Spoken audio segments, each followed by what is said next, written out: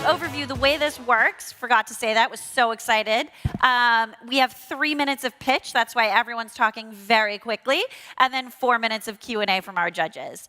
So next up is Jamie Melzer with Watermelon Road. Here's your clip.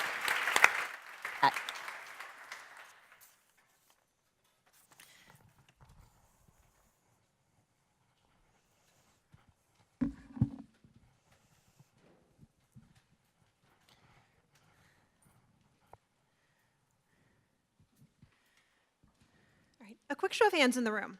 How many of you like to snack? Sweet snacks, savory snacks? What about healthy snacks? Do you ever pick up a healthy-looking snack at the grocery store or airport, only to find that it's filled with added sugar, preservatives, and processed ingredients? Or you find a truly clean treat, only to be disappointed when it tastes like cardboard?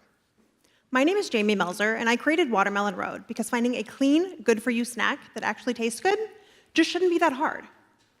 At Watermelon Road, we create uniquely flavored dried fruit jerkies with no added sugar or preservatives, and new and exciting, vibrant flavors like watermelon lemonade and pineapple mojito. We start by hand-slicing fresh fruit and marinating it in citrus, which acts as a natural preservative and provides a burst of flavor like no other dried fruit on the market. We lightly season it with herbs and spices, and importantly, nothing else. We gently dehydrate our dried fruit jerkies at low temperatures to preserve the most nutrients and flavor. The result is a slightly sweet, slightly tart dried fruit snack with the perfect chewy jerky-like texture. We use only real whole ingredients in all of our flavors, making them paleo, vegan, and gluten-free.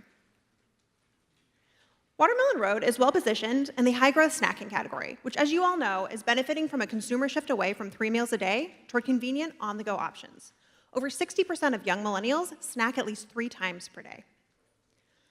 Within the broader category, we fall into the $2 billion dried fruit market, but think that our innovative products can both take market share and bring fresh interest back to the category. Sure, there are other dried fruits on the market, but we see so much room for innovation in this space. Our citrus-infused jerkies provide a new and exciting alternative to what's currently available. We're currently sold online at watermelonroad.com, which accounts for over 50% of our sales, and at select high-end retail locations, primarily in and around New York City. Each of our single-serving bags retails for $6, which is an accessible price point for our early customers. Our brand has quickly gained traction with health-focused millennial women driving 6-figure sales growth since launching last October. And we're just getting started. To date, we've grown exclusively through social media and word of mouth, including our recent feature in the Wall Street Journal's 50 Hottest Products for Summer. Here's a quick snapshot of our small but passionate team, led by yours truly. I hope by now you've all had the opportunity to try our delicious new dried fruit jerkies and seen for yourself that happy and healthy really can go hand in hand. Thank you. Step this way. All right, who wants to kick it off? Natasha, you look like you have things on your mind. What do you think? What do you want to know? Would you look to expand into veggies also, or are you thinking exclusively fruits? No, we actually see a tremendous amount of white space in the salty snack food segment, like potato chips, or a massive segment. So we would love to roll out a line of savory dehydrated vegetable snacks, also in kind of new, exciting, innovative flavors, but still keeping it really fresh and simple. The watermelon in particular was very good. Yeah, the watermelon's good. Yeah. Delish. Yeah, it's beautiful too. So there are so many dried fruit, dried veg, mushroom, seaweed, even soy jerkies that are all hitting the market right now or attempting to. How do you see you distinguishing this brand amongst all these new brands?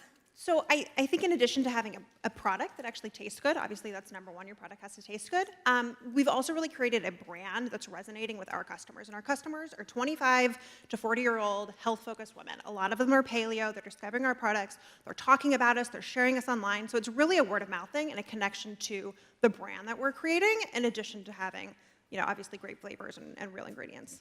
Okay. And John, what was your question? No, I mean, I love your packaging. I think the That's flavors are really interesting and very inviting. It's very impulsive. I just want to grab it off the shelf.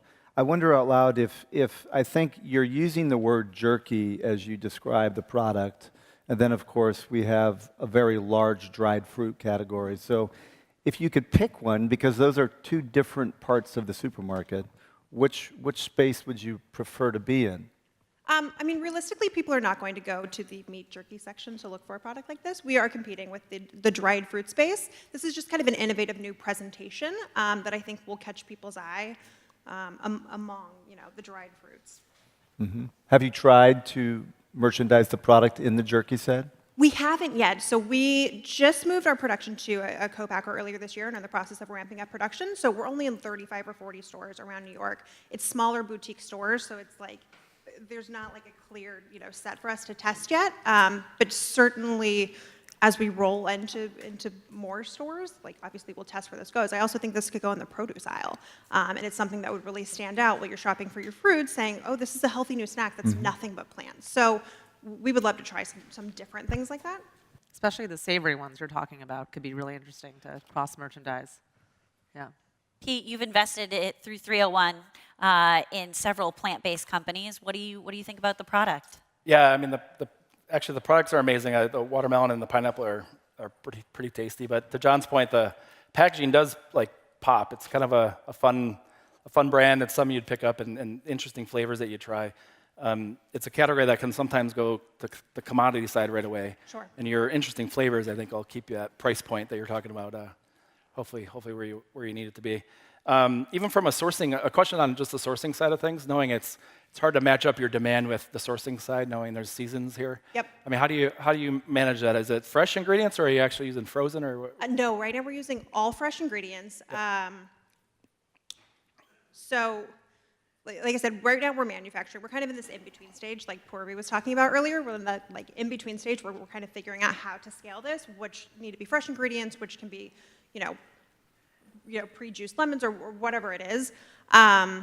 But right now we're starting with all hand-sliced fresh fruit, marinating it in citrus, and then dehydrating it. We would like to move our manufacturing as we scale closer to the actual source. So whether that's Mexico or California, to cut down on at least the transportation cost. Yeah. Well, we are out of time. Thank you so much for sharing Thank you. Watermelon Road with us.